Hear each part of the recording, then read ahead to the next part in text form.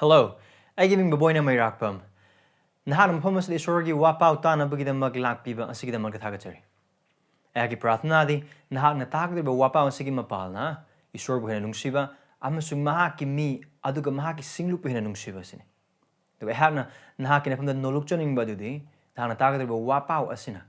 Nahak na nahaki singlup ta pipam thok pa nahaki commitment amasung nahaki singlup ki luching ba singi makapon pam thok pa adugi mahuti silhan bigano.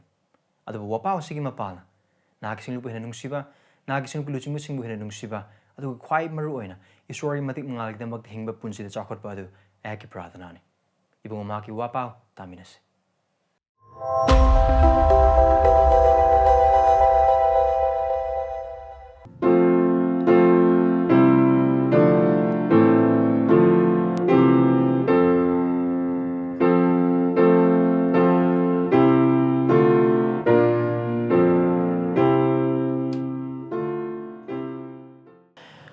Sambil isa-isa Bible Singh do ha kaluna na ahan mo Corinthians pandup ani padamadagi na mga dahangdokpi. 2 Corinthians chapter 2 verses 1 to 5. Dum isa-isa Bible yang bi ha na dong kita magpansar ke. Ichile na usa. Ay na khoi ginanakta lakpa matamda ishor gi maramda sakhipi duna lakpani. Phazaba wahay wata natraga Athoy ba loksing galonin na laki ba nate.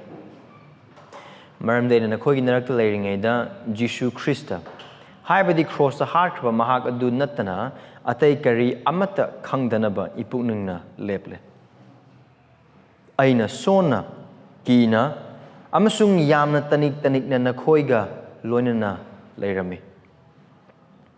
Ay gi wangang amasung aigi sandokpa ba si mioi bagi loksingi themdokpa wahising nate adubu thawaibu amasung pangalbu phongdokpi bani masina khogi thazaba adu mioi bagi loksingda nataduna isorgi panganda oina bani masi sorgi wahaine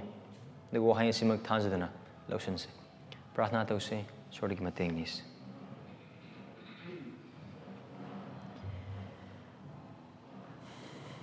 Ipaisor nanay hak pumating pangbiyo. Nahaki wahay. Asin nahaki aning bagi matungin na nahaki panggalda. Ibungo nahaki na chawai krobe koy kuding makidamak nahaki mi singi mapamda. Haidok chabada. Lugum pamasa tin krobe koy kuding mapumating pangbiyo. Nahaki wahi si tana na ba, wakal tana na ba, tansana na ba, amasung haib ina na bagida mag-ibungo na hang mating pangbi. Kaso chambi na nahaki wahi sige mapang ikoy di ibungo na haki panggal amasung nahaki wahi panggal du mayek sing na utpi. Ibungo na hak na tibang pan magi ason basing apang basing Kudi magsing asibo. Nahak na nahaki matik mga kita magdasiz na biba ngambagi sakhi do nahaki wahay ki mapanay ko do utpi masung tambi. Pachan bido na nahaki wahay sige mapala ay koibu na chana pa si Kristo ki saktam do ontokpi. Algo nahaki wahay sige mapala ay kubi semgat piyo. Sino ba sibo semgat piyo? Nahaki mingi damag, nahaki matik mga kita mag. Ang sunakining tholi ba kinima. Ikaw mating pangbiyo, ihang mating pangbiyo. Yesu Kristo guminiservani. Amen. Amen. Tado bisili nausing, ngasig lumita ikon yung minagadari ba mapamasi Paul na Corinthiagi singlup ta iba ahan ba chiti adugi ani suba pandub adudagi ni. Ikon kami na bagum harbal chiti si Paul na Corinthi thazaba singda iba ni. Corintha laiba singlup aduda iba ni. Aduga harba singlup asida Paul na mahaki wahay asi iba matamda. Paul git hogolda aduga mahak na oiriba maong aduda. Mahak po pamdava, maybe magi maong matong, mana wahay sandokpa wapaw sandokpa maong. Hiram kudi magsing or ato pa may kaya madadi mahang pa concert pa oiba adugi punsi aduda yaning daba pam daba pen daba mit thup daba. Kang mukhar na magi mayok ta wathaijanba amasung lanthaijanba natragana magi mayokta hiram khara ngangba hiram khudingmaksing adugi matang aduda mahakna chapter 2 verse 1 dagina 5 phawba sida kind of like magi defense adu mahakna tawribadu karigidamakta tawribano mahakna oiribadu karigidamakta oiribano aduga haiba hiram aduda mahakna apology amatan yaudana ninghanna amata tawdana mi singna sangdong takpa amata tawdana mahakna tawribadu karigidamakta no haina haiba aduda ana mayek singna takpa jaga amani aduga amram hai boy bataragadi chapter 2 gi verse 1 dagina 5 phawba se Paul gi ministry gi tendam ne Paul gi ministry gi principle ne mahaki thaugal tawbagi mahakna tawriba hiram khudingmak sing asigi yumpham amani aduga haiba se nakalamram da hai boy bataragadi isorgi thaugal taw khraba khudingmak kidamak pastor khudingmak kidamak to oipham thokpa amani aduga haiba se ayake punsigi damak ta sune amram hai boy bataragadi ngasi wapa wase karigidamak ta ayhak gospel community church ki pastor oiribano haina haibadu gi matang da haibasu kaisu kaiba leite adu haibadu atopa numit amagi damak thamse adu ngasi gi numit ekhoni yeng minakraba mafam chapter 2 gi verse 1 dagina 5 phawba aduda aikona khangmina be ab acho waro adu asine yamna chamme adu haibase pastor khatangi wari nate adu thajaba oikraba khudingmakna punsigi pandam amsung punsigi tendam akoi pukninggi areppa oipam thokpa adugi tambiba amane chapter 2 gi verse 1 dagina 5 adu desine Christiansa crossta hatkhraba Khristabu sandokpa adu nahakki pukninggi areppa oiyu that's it Christians determined to preach Christ and him crucified. Now, chapter 2 gi verse 1 dagina yengse it's now sa aina na khoi na nakta lakpa matamda isorgi maram da sakhi piduna lakpani phajaba wahai wata natraga athoiba losinggalona na lakhiba nate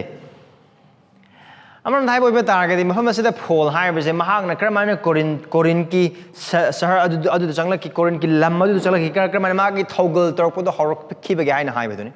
now Paul haibase bhap tanana bagi damakta Paul gi matamda leiramba chatnabi amakhak lei maru oina laik laisu hairaba sing scholars sing amsung philosophers sing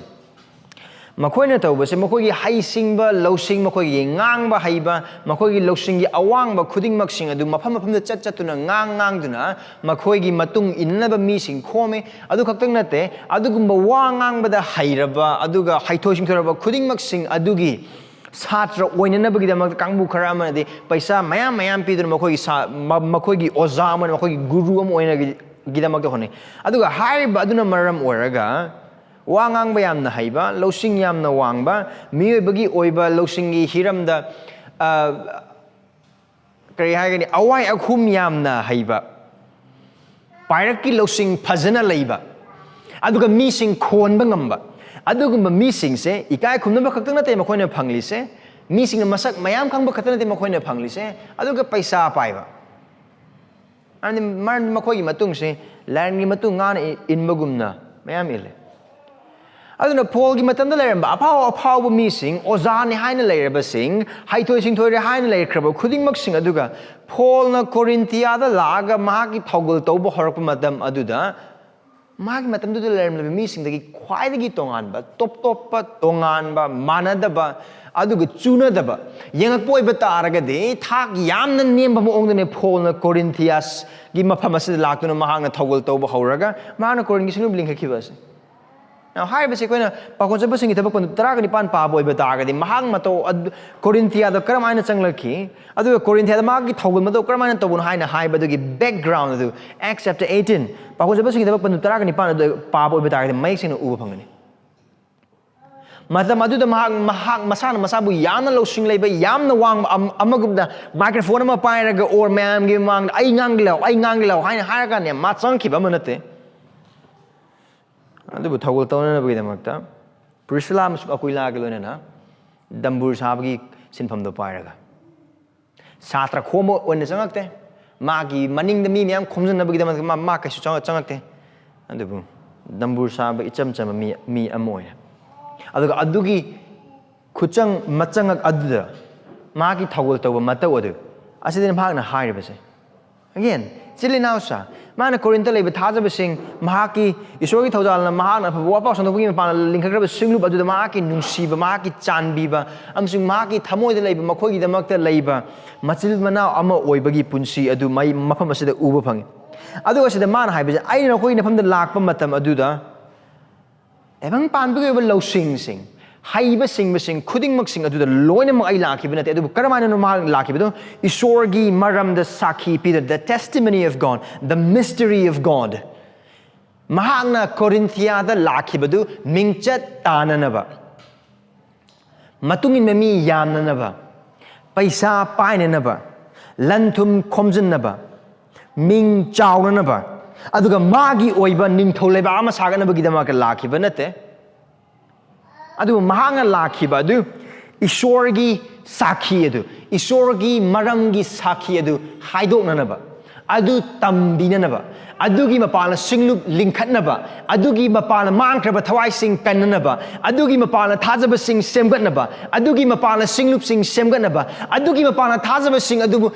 Christiansa adugi damga thawrang taunanaba adugi damaktane mahanga laki badu adu man mahamsadi yamna mayek sing haibase Amaram the hype over target. Chapter 1, verse 1, the over target. Isorgi aning magi mapana Jesu Christ ki pakotapa ko wireba Paul na. Right? Man pakotapa oikiba si miyo bigi aning magi mapana amata nate. Aduga man pakotapa oikiba si pakotapa amata na ma si pakotapa oina ba ko kiba su nate. Adubu isorgi ningbi bagi mapana Paul asi mayek seng na gange. Sing lupo na ramba. Apabawa ki mayok taleramba. Aduga Jesu Christa gi mayok teler bam sung maki tungin ba mising bu hana na ba sung ot ne na ba gi damak te ikau ichang yamna thauba aduga thawa yamna yawba nupa ni ma mata mata mahak kaido nung su maki punsi aduda hairiba mahanga tinsiliba Krista amasung magi tung inbasing adugi damakta thabuk suba katanatana hairiba Krista adugi damakta apawapa sanukpagi mapala punsi du thawai mahaki mapunsi gi thawai du khubak ta haplaga mahaki gai khumnabu khudima mangondagi loina manglaga adu khudima su thunamba amoine mangla khallaga mayam gi mafamda khwaidagi nemba khwaidagi thakhantaba khwaidagi mising na kaya midhana daba pakhon chatbo oigini ma karisu khande adu man hamsida haibasi yamna maising isorgi aning maki mapala Jesu Christ na Jesu Christ pakhon chatbo ko wirba Paul adu man mayek sing aning se asini ai hak na Corinthia laki bagi maram amakhaktang haibo iba targadi isorgi maram da saki adu piduna lakpane phasab waiwata daga athoi belo singlona laki banate Awai kum haiba, marayet ba haiba, kudimosing adunate. Now, Muhammad the Paul na hydribase. Isorgi maram the saki pin na bagi the mag ekoi wakal kaloi dobin tarang tor dobin haibanate. Karigumba Acts chapter 18 pa boy betargadi. Paul na pothaban mid kuding synagogue amada ni synagogue amada chatla chalaga Jesu adu Christiani or Christ adu Jesu ni haina haibadu. Utna na bagi the magta mahag missing at chinpang ne wari sa ne awai akum taw ne tambi amasung takpi adu Muhammad sa Paul hire bisa kayo haina haibo betargadi isorgi maram gi sakhi ase kaino asigi isorgi maram gi sakhi ase apa bawa paw ne isorgi wa haine adu yam na mayek sing maram di isorning bagi matungi na magi pa konsep oi betargadi Paul na asi bhaptai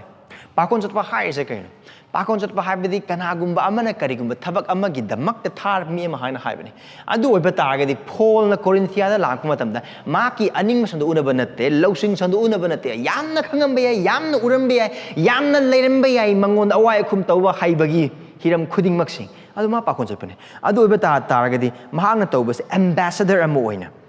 pau puba amoina mahaki mathau dang ase mangon da pau pirak liba mahak adugi sakhi adu hapchen ba tawdana tochin ba tawdana phajathok han ba tawdana pirak laba adumak piba adu mahaki mathau dang na mahak chap chana khange adu isorgi sakhi oriba apaba wa pau isorgi wahai isorgi oriba matik magun mahaki oiba aningba mahaki wahai dagi tambireba takpireba khudimak sing ase asi kakene mahana puruga lakbase Karigidamaktano, mana kudimosing sa tawbagi maramde.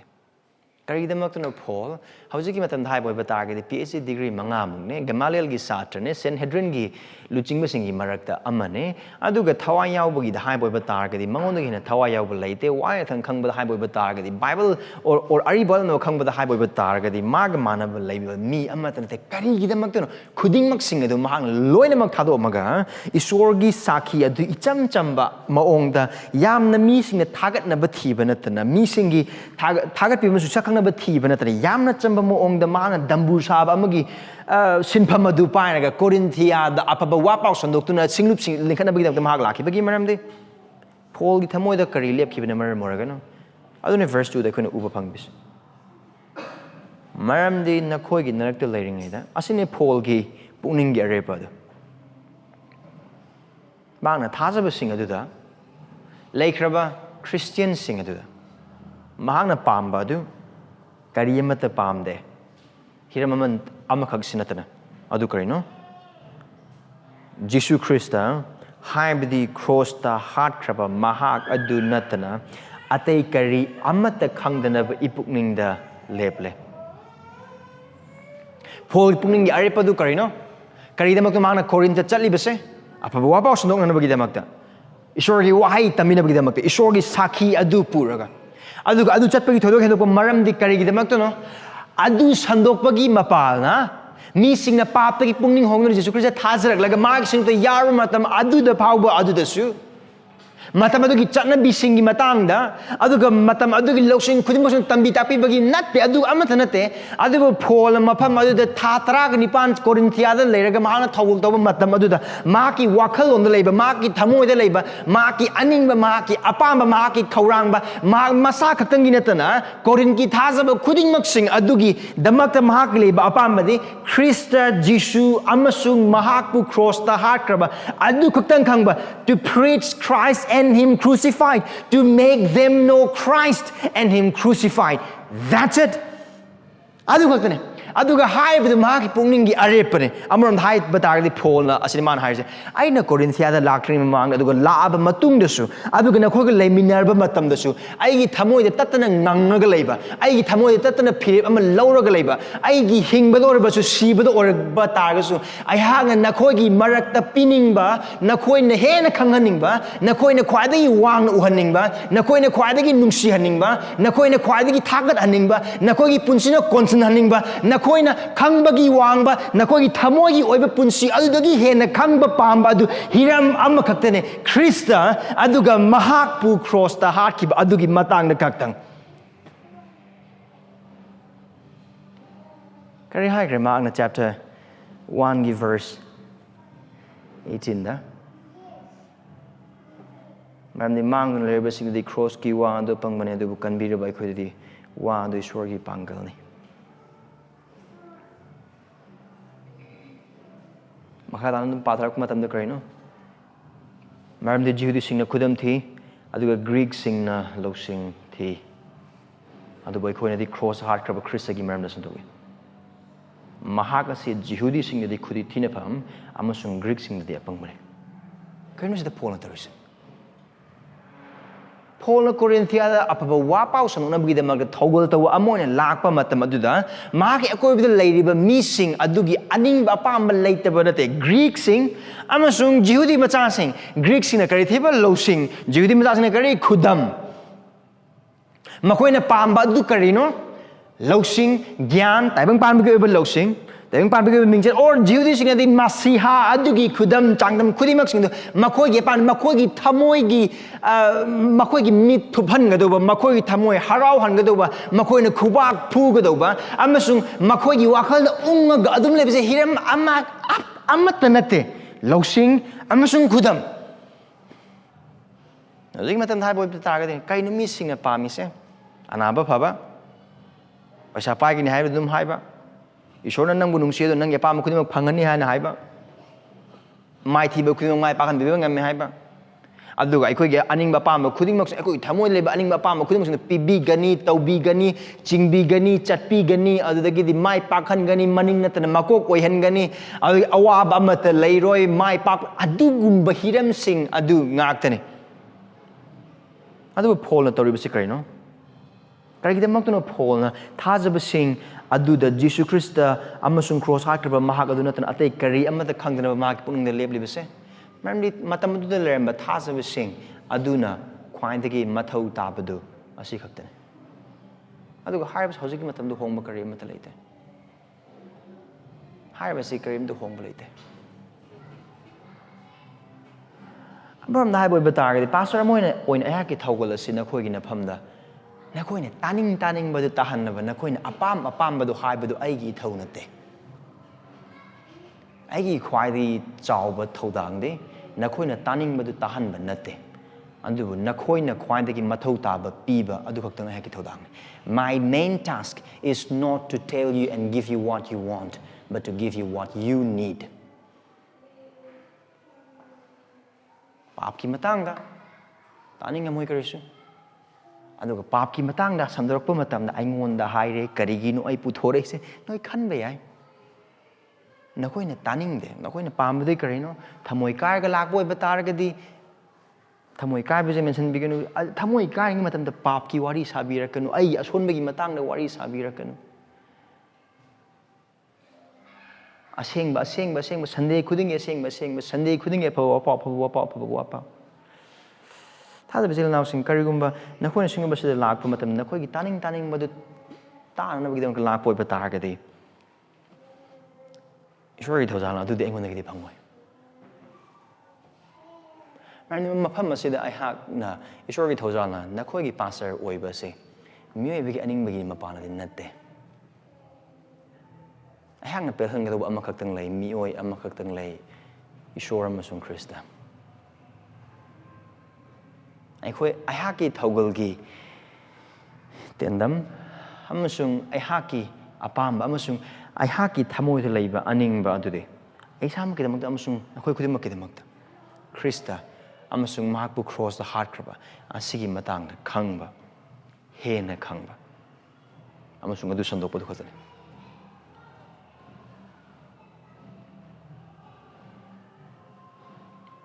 ꯃꯔꯝꯗꯤ ꯅꯪ ꯑꯃꯁꯨꯡ ꯑꯩꯅ ꯅꯨꯡꯇꯤ ꯅꯨꯃꯤꯠ ꯈꯨꯗꯤꯡꯃꯛꯀꯤ ꯍꯥꯏꯔꯤꯕ Christ ꯑꯃꯁꯨꯡ ꯀ꯭ꯔꯣꯁꯇ ꯍꯥꯠꯈ꯭ꯔꯕ ꯃꯍꯥꯛ ꯑꯗꯨ ꯅꯠꯇꯅ ꯑꯩꯈꯣꯏꯒꯤ ꯄꯨꯟꯁꯤꯅ ꯅꯨꯡꯇꯤ ꯅꯨꯃꯤꯠ ꯈꯨꯗꯤꯡꯃꯛꯀꯤ ꯃꯤꯀꯨꯞ ꯄꯨꯡꯖꯥ ꯈꯨꯗꯤꯡꯃꯛꯀꯤ ꯃꯊꯧ ꯇꯥꯕ ꯑꯇꯩ ꯀꯔꯤ ꯑꯃꯠꯇ ꯂꯩꯇꯦ ꯍꯥꯏꯔꯤꯕꯗꯨ ꯄꯣꯜꯅ ꯈꯪꯉꯤ ꯍꯥꯏꯔꯤꯕ ꯑꯆꯨꯝꯕꯁꯤ ꯃꯇꯝꯗꯨꯗ ꯂꯩꯔꯝꯕ ꯀꯣꯔꯤꯟꯊꯗ ꯂꯩꯔꯝꯕ ꯊꯥꯖꯕꯁꯤꯡꯒꯤ ꯄꯨꯟꯁꯤ ꯑꯗꯨꯒꯤ ꯃꯊꯧ ꯇꯥꯕ ꯄꯣꯜꯅ ꯍꯥꯏꯕꯗꯨ ꯍꯧꯖꯤꯛꯁꯨ ꯑꯗꯨꯃꯛ ꯑꯣꯏꯔꯦ ꯈꯦꯠꯅꯕ ꯑꯃꯠꯇ ꯂꯩꯇꯦ ꯑꯗꯨꯒ ꯍꯥꯏꯔꯤꯕꯁꯦ ꯄꯥꯁꯇꯔ ꯑꯃ ꯑꯣꯏꯅ ꯑꯩꯍꯥꯛꯀꯤꯗꯃꯛꯇꯗꯤ ꯅꯈꯣꯏꯒꯤ ꯃꯐꯝꯗ ꯈ꯭ꯔꯤꯁꯇ ꯑꯗꯨꯕు ꯍꯦꯟꯅ ꯎꯠꯄ ꯈ꯭ꯔꯤꯁꯇꯒꯤ ꯅꯤꯡꯊꯤꯖꯕ ꯃꯍꯥꯛꯀꯤ ꯑꯁꯦꯡꯕ ꯃꯍꯥꯛꯀꯤ ꯐꯖꯕ ꯃꯍꯥꯛꯀꯤ ꯃꯇꯤꯛ ꯃꯉꯥꯜ ꯑꯗꯨꯒ ꯃꯍꯥꯛꯀꯤ ꯀ꯭ꯔꯣꯁ ꯑꯗꯨꯒꯤ ꯃꯒꯨꯟ ꯀ꯭ꯔꯣꯁꯀꯤ ꯄꯥꯡꯒꯜ ꯀ꯭ꯔꯣꯁꯀꯤ ꯊꯕꯛ ꯀ꯭ꯔꯣꯁꯀꯤ ꯅꯤꯡꯊꯤꯖꯕ ꯀ꯭ꯔꯣꯁꯀꯤ ꯃꯉꯥꯜ ꯀ꯭ꯔꯣꯁ ꯑꯗꯨꯅ ꯃꯔꯝ ꯑꯣꯏꯔꯒ ꯑꯩꯈꯣꯏꯒꯤ ꯄꯨꯟꯁꯤꯅ ꯍꯤꯡꯒꯗꯕ ꯃꯔꯝꯗꯤ ꯊꯥꯖꯕ ꯏꯆꯤꯜ ꯏꯅꯥꯎꯁꯤꯡ ꯑꯁꯦꯡꯕ ꯑꯐꯕ ꯋꯥꯄꯥꯎ ꯑꯁꯦꯡꯕ ꯈ꯭ꯔꯤꯁꯇꯤꯌꯥꯅꯤꯇꯤ ꯑꯗꯨ ꯀ꯭ꯔꯣꯁꯅ ꯃꯌꯥꯏꯗ ꯆꯕꯨꯛ ꯑꯣꯏꯕ ꯄꯨꯟꯁꯤ ꯑꯗꯨꯅꯤ ꯑꯗꯨꯒ ꯍꯥꯏꯔꯤꯕ ꯑꯁꯤꯒꯤ ꯃꯇꯥꯡꯗ ꯅꯪ ꯑꯃꯁꯨꯡ ꯑꯩꯅ ꯂꯣꯟꯕ ꯅꯥꯏꯗꯕ ꯃꯇꯝ ꯑꯗꯨ ꯐꯥꯎꯕꯅꯁꯨ ꯈꯪꯕꯗ ꯂꯣꯏꯕ ꯅꯥꯏꯔꯣꯏ ꯀꯔꯤꯒꯨꯝꯕ ꯅꯈꯣꯏꯅ ꯃꯃꯥꯡꯒꯤ ꯆꯍꯤꯒꯤ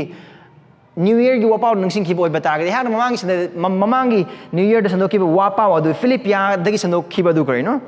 ꯈ꯭ꯔꯤꯁꯇꯕꯨ ꯍꯦꯟꯅ ꯈꯪꯕꯗꯨ ꯅꯍꯥꯛꯀꯤ ꯄꯥꯝꯖꯕ ꯑꯣꯏꯌꯨ ꯍꯟꯗꯛꯀꯤ ꯆꯍꯤꯒꯤꯗꯃꯛꯇ ꯅꯈꯣꯏ ꯂꯧꯅꯤꯡꯕ ꯗꯤꯁꯤꯖꯟ ꯃꯌꯥꯝ ꯂꯩꯔꯝꯕ ꯌꯥꯏ ꯂꯧꯕꯤꯌꯨ ꯑꯗꯨꯕꯨ ꯑꯗꯨꯒꯤ ꯃꯔꯛ ꯑꯁꯤ ꯑꯃ ꯑꯣꯏꯍꯟꯕꯤꯌꯨ ꯅꯍꯥꯛꯀꯤ ꯄꯨꯛꯅꯤꯡꯒꯤ ꯋꯥꯔꯦꯞ ꯑꯗꯨ ꯑꯃꯁꯨꯡ ꯁꯤꯡꯂꯨꯞ ꯑꯃ ꯑꯣꯏꯅ ꯅꯪ ꯑꯃꯁꯨꯡ ꯑꯩꯒꯤ ꯄꯨꯛꯅꯤꯡꯒꯤ ꯑꯔꯦꯞꯄ ꯋꯥꯔꯦꯞ ꯑꯁꯤ ꯀ꯭ꯔꯣꯁꯇ ꯍꯥꯠꯈ꯭ꯔꯕ ꯈ꯭ꯔꯤꯁꯇ ꯑꯗꯨꯕꯨ ꯁꯟꯗꯣꯛꯄ ꯑꯗꯨ ꯅꯪ ꯑꯃꯁꯨꯡ ꯑꯩꯒꯤ ꯋꯥꯔꯦꯞ ꯑꯣꯏꯁꯦ ꯃꯔꯝꯗꯤ ꯍꯥꯏꯔꯤꯕꯗꯨ ꯅꯪ ꯑꯃꯁꯨꯡ ꯑꯩꯅ ꯃꯊꯧ ꯇꯥꯕ ꯑꯁꯤꯈꯛꯇ ꯅꯠꯇꯅ ꯍꯥꯏꯔꯤꯕ ꯀ꯭ꯔꯣꯁꯇ ꯍꯥꯠꯈ꯭ꯔꯕ ꯈ꯭ꯔꯤꯁꯇ ꯑꯁꯤ ꯅꯪ ꯑꯃꯁꯨꯡ ꯑꯩꯒꯤ ꯑꯀꯣꯏꯕꯗ ꯂꯩꯔꯤꯕ ꯈ꯭ꯔꯤꯁꯇꯕꯨ ꯈꯪꯗ꯭ꯔꯤꯕ ꯃꯤꯁꯤꯡ ꯅꯈꯣꯏ ꯑꯃꯁꯨꯡ ꯑꯩꯈꯣꯏꯒꯤ ꯏꯁꯣꯔꯕꯨ ꯈꯪꯗ꯭ꯔꯤꯕ ꯃꯔꯤ ꯃꯇꯥꯁꯤꯡ ꯏꯃꯨꯡ ꯃꯅꯨꯡꯁꯤꯡ ꯃꯔꯨꯞ ꯃꯄꯥꯡꯁꯤꯡ ꯃꯈꯣꯏꯅ ꯈ꯭ꯋꯥꯏꯗꯒꯤ ꯃꯊꯧ ꯇꯥꯕꯗꯨꯗꯤ ꯑꯁꯤꯅꯤ ꯃꯈꯣꯏꯒꯤ ꯑꯄꯥꯝꯕ ꯃꯌꯥꯝ ꯂꯩꯔꯝꯕ ꯌꯥꯏ ꯑꯅꯥꯕ ꯐꯕ ꯊꯕꯛ ꯐꯪꯕ ꯄꯩꯁꯥ ꯄꯥꯏꯕ ꯂꯧꯁꯤꯡ ꯇꯣꯉꯥꯟ ꯇꯣꯉꯥꯟꯕ ꯃꯤꯡꯆꯠ ꯑꯗꯨ ꯃꯈꯣꯏꯒꯤ ꯄꯥꯝꯖꯕ ꯃꯌꯥꯝ ꯂꯩꯔꯝꯕ ꯌꯥꯏ ꯄꯥꯝꯖꯕ ꯃꯌꯥꯝ ꯑꯣꯏꯔꯝꯕ ꯌꯥꯏ ꯃꯈꯣꯏꯒꯤ ꯄꯥꯝꯖꯕ ꯑꯗු ꯖꯤꯁꯨꯒꯤ ꯃꯅꯥꯛꯇ ꯂꯥꯛꯑꯒ ꯆꯔꯆꯇ ꯂꯥꯛꯑꯒ ꯊꯃꯣꯏꯒꯤ ꯁꯥꯟꯇꯤ ꯈꯔ ꯐꯪꯅꯅꯕ ꯑꯗꯨꯗꯒꯤ ꯊꯃꯣꯏꯒꯤ ꯃꯔꯤꯡ ꯃꯔꯥꯡꯕ ꯈꯔ ꯅꯝꯊꯅꯕ ꯑꯗꯨꯒ ꯈꯔ ꯅꯨꯡꯉꯥꯏꯅꯕ ꯈꯔ ꯅꯣꯛꯅꯕꯈꯔ ꯍꯔꯥꯎꯅꯕ ꯃꯔꯨꯞꯈꯔ ꯐꯪꯅꯅꯕ ꯆꯥꯃꯤꯟ ꯊꯛꯃꯤꯟꯅꯕꯈꯔ ꯐꯪꯅꯅꯕ ꯑꯗꯨ ꯃꯈꯣꯏꯒꯤ ꯑꯄꯥꯝꯕ ꯑꯣꯏꯔꯝꯕ ꯌꯥꯏ ꯑꯗꯨꯕు ꯅꯪ ꯑꯃꯁꯨꯡ ꯑꯩꯅ ꯁꯤꯡꯂꯨꯞ ꯑꯃ ꯑꯣꯏꯅ ꯊꯥꯖꯕ ꯑꯃ ꯑꯣꯏꯅ ꯍꯥꯏꯔꯤꯕ ꯏꯁꯣꯔ ꯈꯪꯗ꯭ꯔꯤꯕ ꯃꯤꯁꯤꯡ ꯑꯗꯨꯗ ꯄꯤꯒꯗꯧꯕ ꯑꯗꯨ crossta hatkhraba Khrista mahak adu khaktani makhoi gi pamba mayam leiboi betagasu makhoi na khwai gi mathau taba adu makhoi gi apamba loina mak adu nate adu Khrista khaktani Khrista khaktani adu haibadu ishorgi sakhi maramda sandoktuna tambiduna takpiduna Paul na thajabasing asigi mafamda pibadu yamna make sing adu yang verse 3 dagi aina sona ki na masung yamna taning taning na khoi ga lonena leirami aigi wangang amasung aigi sandokchaba simiyoi bagi lausingi themdokpa wahai sing natte adubu thawai bu amasung pangal bu phokdokpani karino sida Paul na haise karim x 18 pabu oiba taragadi ngai hak leitna apabu wapau gi yekna ba khuding maksing na ot na batawe adu ot su ot amaron dai boy bataragadi ai khone chapter 1 gi verse 1 uba phangkhiba ai khoi ichil now Sosthenes na harvard nu pa se Paul than nan thokraga mabu mayam na onselaga phuhobu nu pa dane Paul aki ba labor later lay karam kanda cross ki yekna basing na apabu wapau gi yekna basing na phurakani karam kanda mahak na leiba mafam adu changlaga mahaki leifam thugai rakani adu gi aki ba laitaba natte taning ba laitaba natte amaron dai boy bataragadi verse 3 amasung 4 se yengba matam da Paul gi phim se koi phasna khang mangame ai khoi mitpham da kaino Paul se apabu wapau sandokpa jesu se gi pahon chapane aduna sungki ki draba yamna thauna yamna leiba adu dagi di mi ge sekta gong thengai ne ngamba adu gi Paul ne khoi natte verse 3 amasung 4 ma yamna sole ma ki adu ma tanige kayam tanige yamna tanige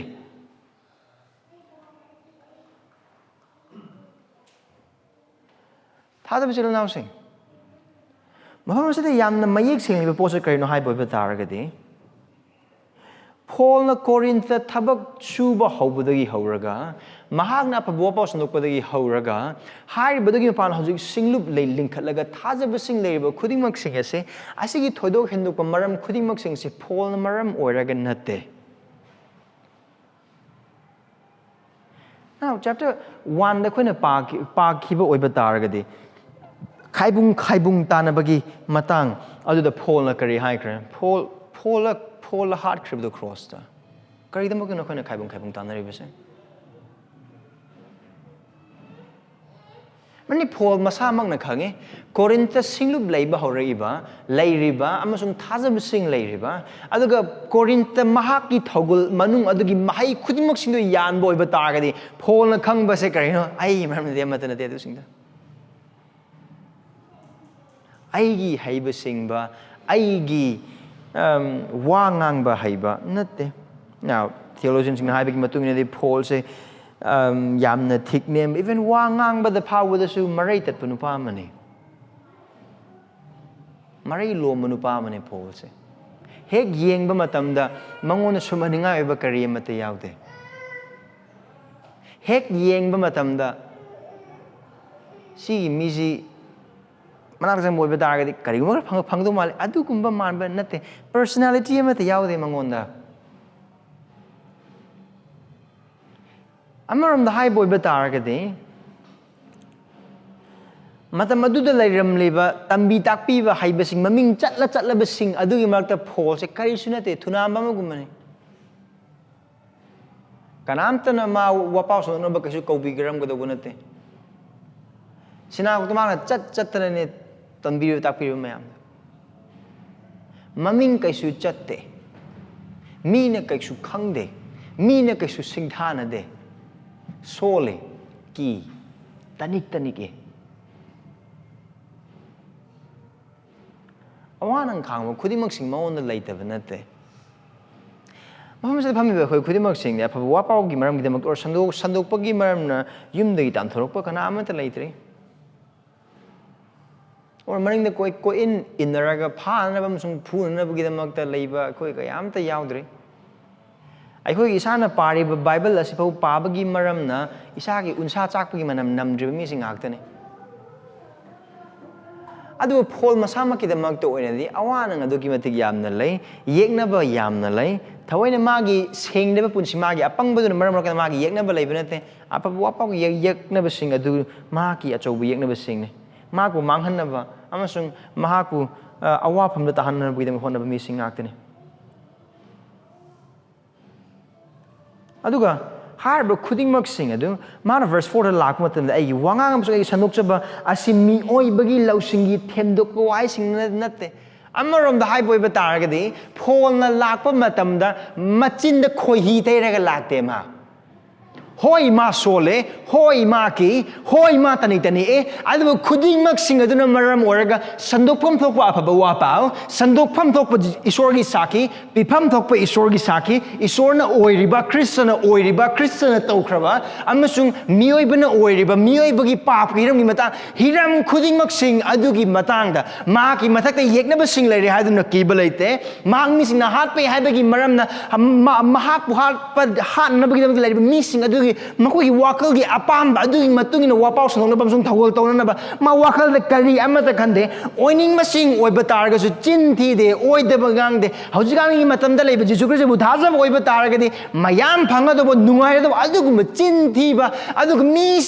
bu yam ba di yare haina khan ba paisa bu phangla ba di yare haina khan ba pam apam ba loina mak phangla ba di yare bu khan ba phuri khaw de gi sengau de gi yaw paisa do lo thok pa ya oi batar ga di lak puladi yare adugi matau thaugal matau natte mi sinaibu masak khangna ba mi sinaibu barton torokna ba mi sinaibu church khudingi invite torokna ba mi sinaibu birthday khudingi invite torokna ba mi sinaibu apun ba mafam khudinma ki invite torokna ba kidamak makhogi aning apam ba du da pisin laga hozan laga chensin laga sandokpa adugi matau gi thaugal adu natte manasi da tawrise wakan khala khe yengse phone na karam bamong na mana phawa pau da sandom gani karamaina mi sing adu gi phone ma phawa pau sandom gani wakal khala ge sinagog amada sinagog ki ohaba numit ma hang sinagog ki mafam amada phamla kan da mahang na mafam du leiba sinagog ki oja sing shastra gi tambiba sing adu ga leiriba mayam sing adu gi marak tu da mahang jisu adu christian have unna gi da mahakarmana haram gani anoin har du di chummi adu aina ju khangja bagi matugina ma oiramba yaina I don't think Paul might have done that. No lale. Shastra hakraba khudingmak sing adu gi matungina jisu sima christian maga semi Mary gi garbada gi pongki mag dharma chen gi punsi hingki masiha amada oipam tok da mag loina mak toki mag si ki humni subunu mete hingat ki mag sarga da kakre amukana mag lakani hai ba christ asidna koi thajo aduni mag gi wapau and then mana kari hagani mapam adu leba bazar du tholo kana ma wapau kana mana sandom gani Greek macha sing de loksing ne thiri do Judy macha sing de khudam ne makoi ne thiri do kana mana Paul sandom gani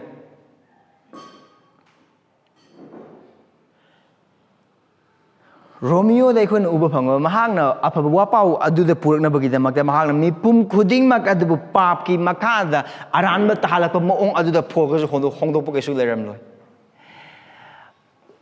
wahai sindok sindo pap ki matang da pap hai wai sin na bagi mota asoi borom da sindo right pap na mar mor kan da sibdu gi matang hai bagi mahutta laina amad on thok pa adu gum na pol kersu toram loi Jisu Christ as in lambi mayamgi marakta lambi amagum na kaisu phol na sandok amoy aduga Jisu Christa asi isor gal amasung mi bagagi marakta sangana ba lambi mayamgi marakta ama isor phange lambi mayamgi marakta amagum mahakari amada sandok amoy kamana sandok amguni ma nakoi pap chen basing ni Isorna nakoi bu sembi nakoi na mahak bu kurum na ba thagat na ba masung mahak ki matik mangal ki mag di hingna na ba adu nakoi bu sembi ki bagi maram ni adu bu mioi bana pap tare adu ga pap adu na maram or kan thangdra bu khudi mag loina mag pap tare aphaba dharma sen ba kana amata leite amata leite mi khudi mag pap chile isor ki matik mangal adu gi sothai pap masung ran da loina mag sidun lei adu bu mioi ba ai khoi na pap tori bi isor sadi aseng ba dharma sen ma masung achum bi isor ne adu ga hai bi isor sa ai khoi bu sembi ba mapui bungo du sumag ne na khoi na khang da ba lai hai na hai ba na khoi na nungti nimit khuding mak ki kaw bu mak hingli ba adu gi isor adu hingli haujik su leire adu ga na khoi na pap tau du hing ba khuding mak na khoi pap du atau man siba phang ba matik cha ba sing ngak ni aduga kariguma nakhoi nakhoi patai pukning hongduna haiba Krista asida thajaba oiba targadi nakhoi patagi kokpigani nakhoi bu kanbigani lomana deba punsi pibigani aduna haiba Krista asida thajau nakhoi gi losing nakhoi gi lantumna nakhoi gi ikai khunna mana ningchatna haiba isor asida lagnaba lambi amada laite Krista khaktang lambi aduni Krista khaktang isor ga miyobagi marakta sangana be mahak aduni aduna Krista da thajau isor da laku halaku mangonda aduni mana sando ong dise kitho kiram taragam tanate mahaki wahaida mahaki apa wa pauda yansennaba yasennaba tausinnaba karimte yaude pap adu pap ma kaugani dharma chamadu dharma sinba kaugani puning hong mathau tabada puning hongna bagi damak kaugani and then for that matter 1 Corinthians karigi damak no iraise singlup adu leiba pap amasung mathang manau naidne hingliba punsi du semdokna bagi damak tane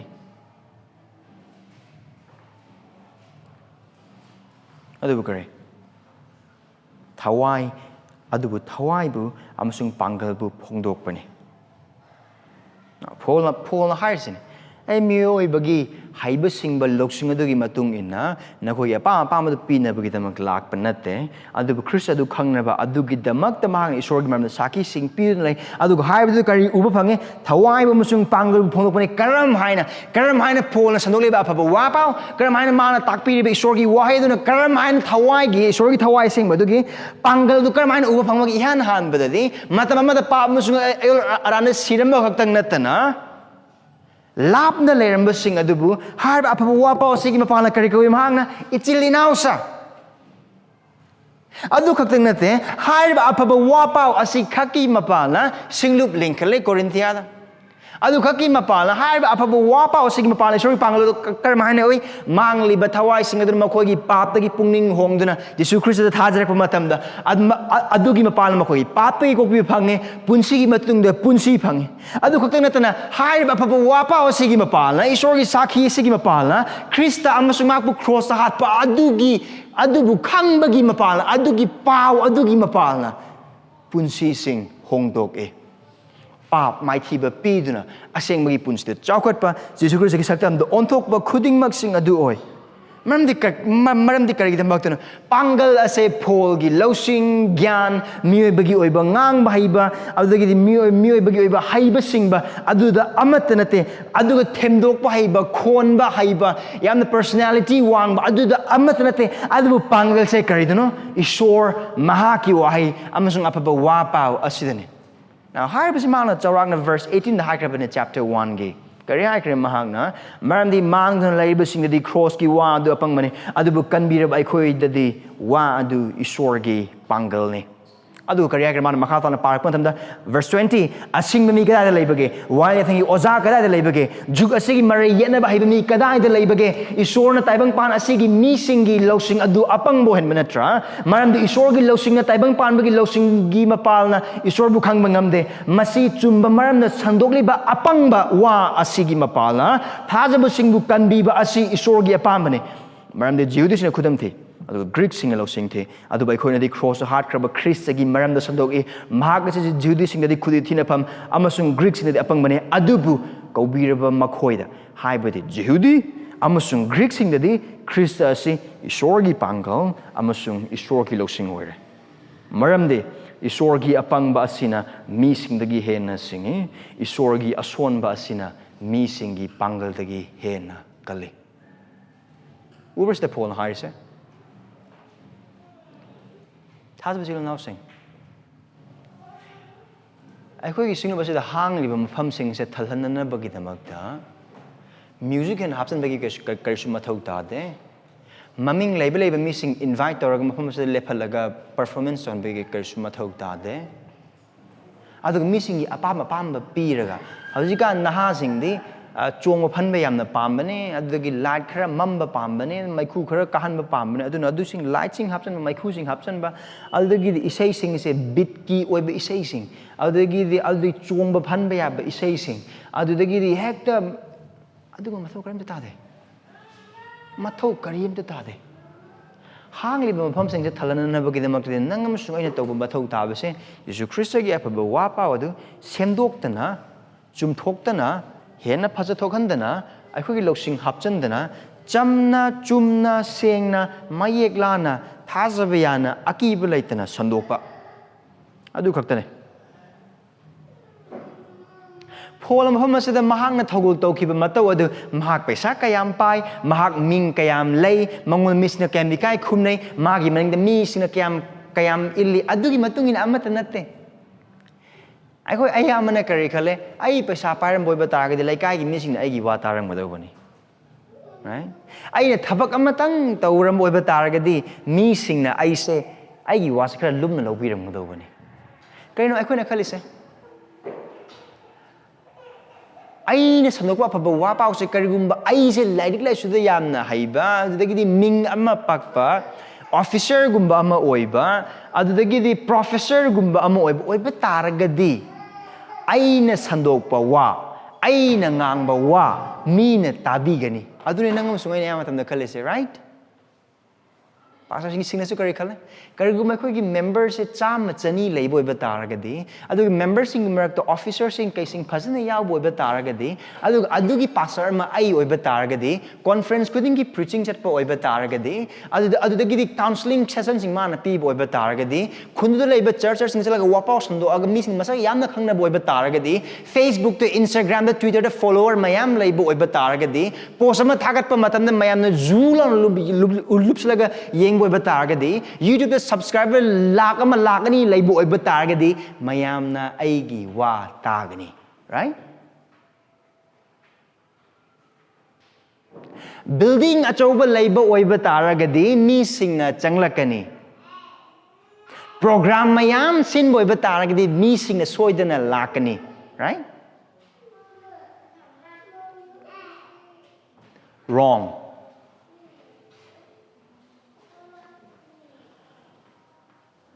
Chapter 2 verse 1 da ina 4 pa matam se ekoi uri se kaino pangala do krai don lai ri se Ishwar gi saki aphaba wa pau adu da kaktane building da nate paisa da nate mingchet da nate pangal da nate losing da nate mi sin masa khangna ba da nate paisa pai ba da nate Paul do dambu sa banu pa ni Dambu saraga hang paisa duna magi chinjak thai ne and then thawol tona ba chatli ne lai boy ba tar ga su wangang ba Paul wangang matam da marai loma mi ne adu da gi yamna sonu mi ne ki ju ki ma taning su tanige tha da bisel na sing asin nang am sung ain hojik orba punsi gi jaga asi ngakten Akhoi mung mun paisa kar pai boy bataragi iswar mati mga yam chaw to ni seriously oh adoi targadi nahak na khalise isona nahak ko hojik phau season na bi se paisa pai da bagi adoi batargadi isona nahak ko season na bi raga mangkhra ba thawai sing kanna ba amasung thajab sing semgat na bagi pangal se nahaki paisa du da na ina khun ba du da na ming lei ba du da right nate Pangal se apa wapau dane Ishwar hi wahi dane Asigi zagasi da natana Ishwar na mahang na papi singmu kanbina ba thajab singmu semgat na ba aduga singlu pu chakor hanan bagi mafam atai amata da pangal pide The power of God to bring a lost soul to salvation to make us more like Christ and to bring growth to church is vested only and only upon the Word of God and the gospel of Jesus Christ. Sigi hangi ba jaga sing se koi thalma pambra apa ba pau sandok se akoi ware poise apa ba pau de sandok na ba kidamakta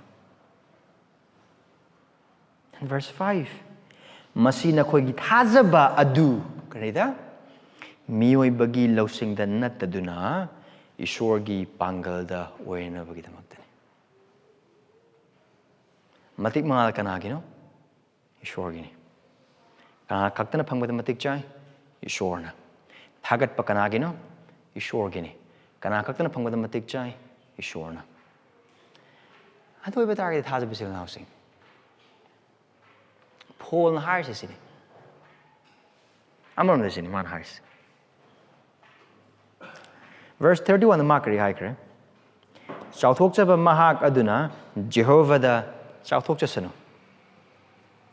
kaina man Harris amon de Paul Harris sini ai isor bu thagale man dai na khoi na famda lakpa matam da mi bagi losing gyan ngang ba haiba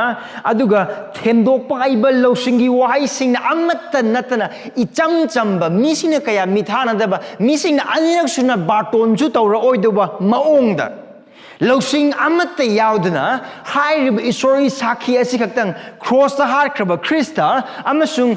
Khrista masamak adugi wari do khatang nakoi na phamda laaga nakoi gi maphamda yaliba mai sing khudimak sing asigi demage thagale marni nakoi punsida oiba amasung ayaki thagol sida yaliba mai khudimak sing ese ayaki maram oram boiba tagade ai gi damak awabane adu maram di maram mafam adu chauthokpa napal amasung iswar na phangba da matik chaba matik mangal do ai khoi gi oina ba amasung ai khoi gi ne haina hairam gani ai gi na hairam gani adu ga harba nang amasung ai yamna tagan ba jaga mane aina tawbana maram aina asi oibagi aina asumana tawbagi aina asigi wahaise haibagi maram na asi oine right tha kana na sembano isor na semane na phataba yam phataba ma kerom de haibadi nate adu ba ko je flag yam ne yung ba pam ba mi sing ne tha kana gi no isor gi ne yan na thal le bak ta kai aseng gi haib oiba tar ga de na gi sim onthong ning thi jaga de prabhu haram ga de kai de flag yung je lam ne kari haina ba ai ko na tha se la ko ne see Asi ko mi bagi punsi ni. Nangam sungai itu thamonis. Ada thada bisil na usai. Yam na mayek sengs. Ai khoi na ngaja gadoba, ai khoi na thaja gadoba adu iswari pangalan. Kari gu masilub asina chawkhot pa ase thada bisil na usai. Ai khoi gi pairaki lok sing khara na music khara hapchan light khara hapchan mi ge pangkau korok pa adu dagi membership ki iswari wai na khara membership ki qualification ge loina mak thadra ga loina mak chango o loina mak la o loina mak ichilina ne loina adu gi mong da hai boi batar ga di mamin khara khara lai mi sing korok tana khara nganghal laba adu dagi korok laba adu dagi thodok sin masin ma khudi mak ki na mem kosan ba ki kari no moi gi pami se kari no karama thim no moi pami se adu sin dum pi dum lei boi ba ga ichilina na sing ni thanni se kuiroi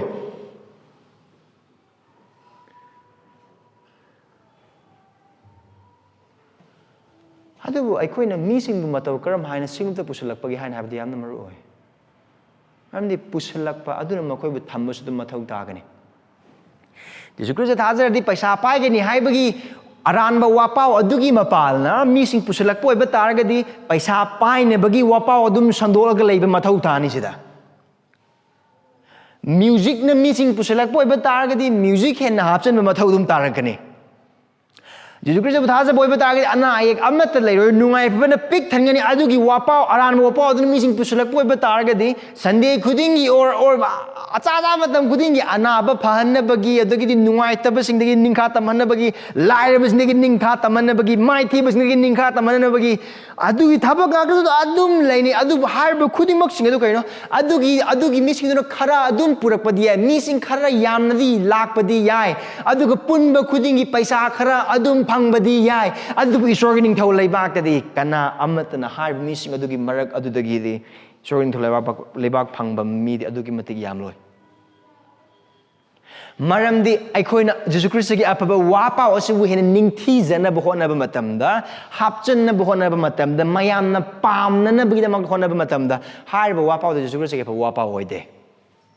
adu Jesu Christ gi apaba wapa oide boy ba tar ga adu gu wapa oduna kanam ta bu kan bi ngam loi mang kraba thawai kanam ta bu phang ngam loi pap chin ba kanam na kopi bi phangoi lomana da punji kanam ta na phangoi adu gumba apaba wapa natta ba adu apaba wapa man ba wapa sing aduna punsi amata hong ba ngam loi aduga singlup ta chokhot pa purak pa nam loi Ram di apaba wapau khaktang na Ishor gi wahai khaktang na mi amabu anobo kutsem ꯗ ꯁꯦꯝꯗꯣꯛꯄ ꯉꯝꯕꯅꯤ ꯑꯗꯨꯒ ꯍꯥꯏꯔꯤꯕ ꯑꯐꯕ ꯋꯥ ꯄꯥꯎ ꯑꯃꯁꯨꯡ ꯏꯁꯣꯔꯒꯤ ꯋꯥꯍꯩꯁꯤ ꯈꯛꯇꯅ ꯅꯪ ꯑꯃꯁꯨꯡ ꯑꯩꯕꯨ ꯅꯨꯡꯇꯤ ꯅꯨꯃꯤꯠ ꯈꯨꯗꯤꯡꯃꯛꯀꯤ ꯌꯤꯁꯨ ꯈ꯭ꯔꯤꯁꯇꯒꯤ ꯁꯛꯇꯝꯗ ꯑꯣꯟꯊꯣꯛꯄꯤꯕ ꯉꯝꯕꯅꯤ ꯑꯁꯤ ꯅꯠꯇꯕ ꯑꯇꯩ ꯑꯃꯠꯇꯅ ꯉꯝꯂꯣꯏ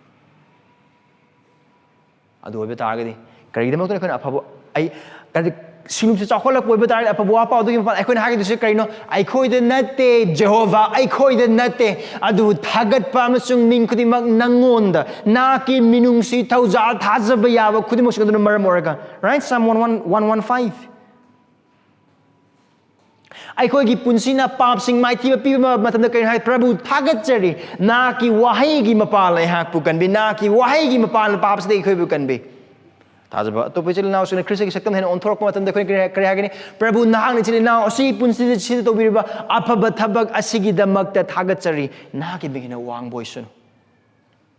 ꯃꯔꯝꯗꯤ ꯊꯥꯖꯕ ꯏꯆꯤꯜ ꯏꯅꯥꯎꯁꯤꯡ ꯄꯥꯡꯒꯜ ꯑꯗꯨ ꯑꯃꯨꯛ ꯍꯟꯅ ꯑꯩꯍꯥꯛ ꯍꯟꯖꯤꯜꯂꯒ ꯑꯩ ꯍꯥꯏꯖꯔꯛꯀꯦ ꯄꯥꯡꯒꯜ ꯑꯗꯨ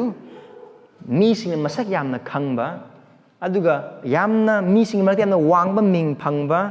ꯑꯗꯨꯒ ꯀꯅꯦꯛꯁꯟ ꯌꯥꯝꯅ ꯂꯩꯕ ꯂꯧꯁꯤꯡ ꯌꯥꯝꯅ ꯃꯤꯑꯣꯏꯕꯒꯤ ꯂꯧꯁꯤꯡ ꯌꯥꯝꯅ ꯂꯩꯕ ꯄꯥꯏꯔꯛꯀꯤ ꯂꯧꯁꯤꯡ ꯌꯥꯝꯅ ꯂꯩꯕ ꯃꯤꯑꯣꯏꯕꯒꯤ ꯄꯣꯔꯝ ꯌꯥꯠꯄ ꯌꯥꯝꯅ ꯍꯩꯕ ꯈꯨꯗꯤꯡꯃꯛꯁꯤꯡ ꯑꯗꯨꯗ ꯑꯃꯠꯇ ꯅꯠꯇꯦ ꯄꯥꯡꯒꯜ ꯑꯗꯨ ꯂꯥꯏꯔꯕ ꯑꯣꯏꯕꯗꯁꯨ ꯅꯠꯇꯦ ꯏꯅꯥꯛ ꯈꯨꯟꯕ ꯑꯣꯏꯕꯗꯁꯨ ꯅꯠꯇꯦ ꯑꯗꯨꯒ ꯂꯧꯁꯤꯡ ꯂꯩꯕꯗꯁꯨ ꯅꯠꯇꯦ ꯄꯪꯕꯗꯁꯨ ꯅꯠꯇꯦ ꯋꯥ ꯉꯥꯡꯕ ꯍꯩꯕꯗꯁꯨ ꯅꯠꯇꯦ ꯍꯩꯇꯕꯗꯁꯨ ꯅꯠꯇꯦ ꯄ꯭ꯔꯥꯊꯅꯥ ꯇꯧꯕ ꯍꯩꯕꯗꯁꯨ ꯅꯠꯇꯦ ꯍꯩꯇꯕꯗꯁꯨ ꯅꯠꯇꯦ ꯑꯗꯨꯒ ꯊꯥꯖꯕꯗ ꯌꯥꯝꯅ ꯆꯥꯎꯈꯠꯂꯒ ꯂꯩꯕ ꯃꯇꯝꯗꯨꯗꯁꯨ ꯅꯠꯇꯦ ꯊꯥꯖꯕꯗ ꯌꯥꯝꯅ ꯍꯟꯊꯔꯒ ꯂꯩꯕ ꯃꯇꯝ ꯑꯗꯨꯗꯁꯨ ꯅꯠꯇꯦ ꯅꯨꯄꯤ ꯑꯣꯏꯕꯗꯁꯨ ꯅꯠꯇꯦ ꯅꯨꯄꯥ ꯑꯣꯏꯕꯗꯁꯨ ꯅꯠꯇꯦ ꯑꯍꯜ ꯑꯣꯏꯕꯗꯁꯨ ꯅꯠꯇꯦ ꯅꯍꯥ ꯑꯣꯏꯕꯗꯁꯨ ꯅꯠꯇꯦ ꯄꯥꯡꯒꯜ ꯑꯗꯨ ꯏꯁꯣꯔꯒꯤ ꯋꯥꯍꯩ ꯑꯃꯁꯨꯡ ꯑꯐꯕ ꯋꯥꯄꯥꯎ ꯑꯁꯤ ꯈꯛꯇꯗꯅꯤ ꯑꯗꯨ ꯑꯣꯏꯕ ꯇꯥꯔꯒꯗꯤ ꯃꯥꯡꯂꯤꯕ ꯊꯋꯥꯏꯁꯤꯡꯅ ꯀꯟꯕꯤꯕ ꯐꯪꯅꯅꯕꯒꯤ ꯄꯥꯡꯒꯜ ꯄꯥꯞ ꯆꯦꯟꯕꯁꯤꯡꯅ ꯄꯥꯞꯇꯒꯤ ꯀꯟꯕꯤꯕ ꯐꯪꯗꯨꯅ ꯀꯣꯛꯄꯤꯕ ꯐꯪꯂꯒ ꯂꯣꯝꯕ ꯅꯥꯏꯗꯕ ꯍꯤꯡꯕ ꯄꯨꯟꯁꯤ ꯐꯪꯅꯅꯕꯒꯤ ꯄꯥꯡꯒꯜ ꯁꯤꯡꯂꯨꯞ ꯑꯃ ꯆꯥꯎꯈꯠꯅꯅꯕꯒꯤ ꯄꯥꯡꯒꯜ ꯊꯥꯖꯕ ꯑꯩꯈꯣꯏꯒꯤ ꯄꯨꯟꯁꯤꯁꯨ ꯁꯦꯝꯒꯠꯅꯅꯕꯒꯤ ꯄꯥꯡꯒꯜ ꯑꯩꯈꯣꯏꯅ ꯈ꯭ꯔꯤꯁꯇꯒꯤ ꯁꯛꯇꯝ ꯅꯨꯡꯇꯤ ꯅꯨꯃꯤꯠ ꯈꯨꯗꯤꯡꯃꯛꯀꯤ ꯑꯣꯟꯊꯣꯛꯅꯅꯕꯒꯤ ꯄꯥꯡꯒꯜ ꯑꯗꯨ ꯀꯔꯤꯅꯣ ꯃꯐꯝ ꯑꯁꯤꯗ ꯌꯥꯝꯅ ꯃꯌꯦꯛ ꯁꯦꯡꯏ ꯀꯔꯤꯅꯣ ꯑꯗꯨꯗꯣ ꯑꯐꯕ ꯋꯥꯄꯥꯎ ꯈ꯭ꯔꯤꯁꯇ ꯑꯃꯁꯨꯡ ꯈ꯭ꯔꯣꯁꯇ ꯍꯥꯠꯈ꯭ꯔꯕ ꯈ꯭ꯔꯤꯁꯇ ꯑꯁꯤ ꯈꯛꯇꯅꯤ ꯑꯗꯨ ꯑꯣꯏꯕ ꯇꯥꯔꯒꯗꯤ ꯑꯩꯈꯣꯏ ꯑꯐꯕ ꯋꯥꯄꯥꯎ ꯑꯗꯨ ꯏꯁꯥꯅ ꯏꯁꯥꯒꯤꯗꯃꯛꯇ ꯅꯤꯡꯁꯤꯡꯁꯤ ꯂꯩꯈ꯭ꯔꯕ ꯊꯥꯗꯕ ꯏꯆꯤꯜ ꯏꯅꯥꯎꯁꯤꯡ ꯑꯁꯤꯗ ꯅꯤꯡꯁꯤꯡꯁꯤ ꯑꯗꯨꯒ ꯍꯥꯏꯔꯤꯕ ꯑꯐꯕ ꯋꯥꯄꯥꯎ ꯑꯁꯤ ꯑꯩꯈꯣꯏ ꯁꯟꯗꯣꯛꯁꯤ ꯊꯥꯗꯕ ꯏꯆꯤꯜ ꯏꯅꯥꯎꯁꯤꯡ ꯑꯁꯤꯒꯤ ꯑꯅꯧꯕ ꯆꯍꯤꯒꯤ ꯅꯨꯃꯤꯠ ꯑꯁꯤꯗ ꯑꯩꯈꯣꯏ ꯄꯨꯛꯅꯤꯡꯒꯤ ꯋꯥꯔꯦꯞ ꯑꯃꯁꯨꯡ ꯄꯨꯛꯅꯤꯡꯒꯤ ꯑꯔꯦꯞꯄ ꯑꯗꯨ ꯍꯟꯗꯛꯀꯤ ꯆꯍꯤ ꯑꯃꯁꯨꯡ ꯈ꯭ꯔꯤꯁꯇꯅ ꯑꯅꯤꯔꯛ ꯁꯨꯅ ꯂꯥꯛꯇ꯭ꯔꯤꯕ ꯃꯇꯝ ꯑꯗꯨ ꯐꯥꯎꯕ ꯅꯠꯇ꯭ꯔꯒꯅ ꯑꯩꯈꯣꯏꯕꯨ ꯃꯍꯥꯛꯅ ꯌꯨꯝꯗ ꯀꯧꯕꯤꯗ꯭ꯔꯤꯕ ꯃꯇꯝ ꯑꯗꯨ ꯐꯥꯎꯕ ꯑꯁꯤ ꯑꯩꯈꯣꯏꯒꯤ ꯋꯥꯔꯦꯞ ꯑꯣꯏꯁꯦ ꯈ꯭ꯔꯤꯁꯇ ꯈ꯭ꯔꯣꯁꯇ ꯍꯥꯠꯈ꯭ꯔꯕ ꯈ꯭ꯔꯤꯁꯇꯕꯨ ꯁꯟꯗꯣꯛꯄ ꯑꯩꯈꯣꯏꯗ ꯑꯩꯈꯣꯏ ꯏꯁꯥꯗ ꯏꯍꯥꯟ ꯍꯥꯟꯕꯗꯗꯤ ꯑꯩꯈꯣꯏꯒꯤ ꯃꯔꯛꯇ ꯏꯁꯣꯔꯕꯨ ꯈꯪꯗ꯭ꯔꯕ ꯈ꯭ꯔꯤꯁꯇꯕꯨ ꯈꯪꯗ꯭ꯔꯕ ꯃꯤꯁꯤꯡꯒꯤ ꯃꯔꯛꯇ ꯃꯔꯝꯗꯤ ꯑꯐꯕ ꯋꯥꯄꯥꯎ ꯑꯁꯤ ꯈꯛꯇꯅ ꯀꯟꯕꯤꯒꯅꯤ ꯁꯦꯡꯗꯣꯛꯄꯤꯒꯅꯤ ꯍꯣꯡꯗꯣꯛꯄꯤꯒꯅꯤ ꯆꯥꯝꯊꯣꯛꯄꯤꯒꯅꯤ ꯈ꯭ꯔꯤꯁꯇꯒꯤ ꯁꯛꯇꯝꯗ ꯑꯣꯟꯊꯣꯛꯄꯤꯒꯅꯤ ꯁꯤꯡꯂꯨꯞ ꯆꯥꯎꯈꯠꯍꯟꯒꯅꯤ ꯑꯗꯨꯒ ꯀꯔꯤ ꯑꯩꯈꯣꯏꯒꯤ ꯊꯥꯖꯕꯗꯨ ꯃꯤꯑꯣꯏꯕꯒꯤ ꯂꯧꯁꯤꯡꯗ ꯅꯠꯇꯅ ꯏꯁꯣꯔꯒꯤ ꯄꯥꯡꯒꯜꯗ ꯑꯣꯏꯒꯅꯤ ꯄ꯭ꯔꯥꯊꯅꯥ ꯇꯧꯁꯤ ꯑꯩꯈꯣꯏꯗ ꯆꯥꯎꯊꯣꯛꯐꯝ ꯂꯩꯇꯦ ꯏꯄꯥ ꯑꯩꯈꯣꯏꯗ ꯄꯣꯡꯊꯣꯛꯐꯝꯁꯨ ꯂꯩꯇꯦ ꯑꯩꯈꯣꯏꯅ ꯐꯪꯖꯔꯕ ꯔꯥꯟ ꯈꯨꯕꯝ ꯑꯩꯈꯣꯏꯅ ꯊꯋꯥꯏꯒꯤ ꯑꯣꯏꯕ ꯄꯨꯟꯁꯤꯗ ꯆꯥꯎꯈꯠꯆꯔꯤꯕ ꯃꯥꯡꯈ꯭ꯔꯕ ꯊꯋꯥꯏꯁꯤꯡꯒꯤ ꯃꯐꯝꯗ ꯁꯟꯗꯣꯛꯆꯕ ꯐꯪꯂꯤꯕ ꯁꯤꯡꯂꯨꯞ ꯑꯁꯤꯅ ꯆꯥꯎꯈꯠꯍꯟꯕꯤꯔꯛꯂꯤꯕ ꯈꯨꯗꯤꯡꯃꯛꯁꯤꯡ ꯑꯁꯤ ꯅꯍꯥꯛꯀꯤ ꯑꯐꯕ ꯋꯥꯄꯥꯎꯅ ꯃꯔꯝ ꯑꯣꯏꯔꯒꯅꯤ ꯃꯔꯝꯁꯨꯅ ꯅꯍꯥꯛꯄꯨ ꯊꯥꯒꯠꯆꯔꯤ ꯄ꯭ꯔꯚꯨ ꯄꯥꯡꯒꯜ ꯑꯁꯤ ꯅꯍꯥꯛꯅ ꯑꯩꯈꯣꯏꯗ ꯄꯤꯅꯕꯤꯔꯤ ꯃꯔꯥꯡ ꯀꯥꯏꯅ ꯑꯊꯟꯕꯗ ꯄꯥꯡꯒꯜ ꯑꯁꯤꯕꯨ ꯍꯦꯟꯅ ꯈꯪꯕꯗ ꯑꯩꯈꯣꯏ ꯃꯇꯦꯡ ꯄꯥꯡꯕꯤꯌꯨ ꯄꯥꯡꯒꯜ ꯑꯁꯤꯗ ꯑꯩꯈꯣꯏꯒꯤ ꯄꯨꯟꯁꯤꯒꯤꯗꯃꯛꯇ ꯉꯥꯖꯕꯗ ꯍꯦꯟꯅ ꯑꯩꯈꯣꯏꯕꯨ ꯃꯇꯦꯡ ꯄꯥꯡꯕꯤꯌꯨ ꯅꯍꯥꯛꯀꯤ ꯋꯥꯍꯩ ꯑꯃꯁꯨꯡ ꯋꯥꯄꯥꯎ ꯑꯁꯤꯗ ꯅꯨꯡꯇꯤ ꯅꯨꯃꯤꯠ ꯈꯨꯗꯤꯡꯃꯛꯀꯤ ꯉꯥꯖꯕꯗꯨ ꯑꯩꯈꯣꯏꯗ ꯄꯤꯅꯕꯤꯌꯨ ꯑꯩꯈꯣꯏꯗ ꯑꯐꯕ ꯋꯥꯄꯥꯎ ꯁꯟꯗꯣꯛꯅꯕꯒꯤ ꯑꯃꯁꯨꯡ ꯑꯐꯕ ꯋꯥꯄꯥꯎꯒꯤ ꯃꯄꯥꯟꯗ ꯄꯨꯟꯁꯤ ꯍꯤꯡꯅꯅꯕꯒꯤ ꯑꯃꯁꯨꯡ ꯑꯗꯨꯒꯤ ꯃꯄꯥꯟꯗ ꯅꯍꯥꯛꯀꯤ ꯃꯇꯤꯛ ꯃꯉꯥꯜ ꯆꯥꯎꯕꯗꯨ ꯎꯖꯅꯕꯒꯤ ꯑꯗꯨꯒ ꯅꯍꯥꯛꯀꯤ ꯄꯥꯡꯒꯜꯗꯨꯗ ꯊꯥꯖꯅꯕꯒꯤ ꯑꯩꯈꯣꯏꯕꯨ ꯏꯕꯨꯡꯉꯣ ꯅꯍꯥꯛꯅ ꯃꯇꯦꯡ ꯄꯥꯡꯕꯤꯌꯨ ꯈ꯭ꯔꯤꯁꯇꯒꯤ ꯃꯤꯡ ꯅꯤꯖꯔꯤꯕꯅꯤ